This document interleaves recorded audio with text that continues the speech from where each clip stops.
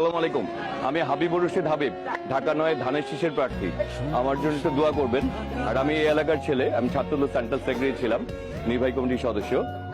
মানে রিপোর্ট নেওয়ার পর ভালো কিছু পাই তাইলে আমি দাবি করবো ভোটের, আর খারাপ কিছু পেলে ভোটে চাই না। সেই দাবিটুকু জানাচ্ছি, ঠিক আছে? আর আমার একটা গিফট আছে, ঠিক আছে?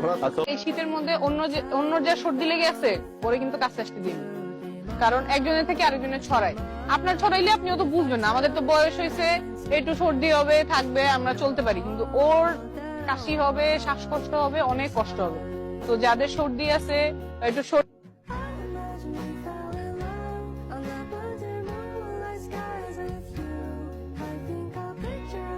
এখন বাংলাদেশের সবচেয়ে বড় আলেম আল্লামা মির্জা আব্বাস।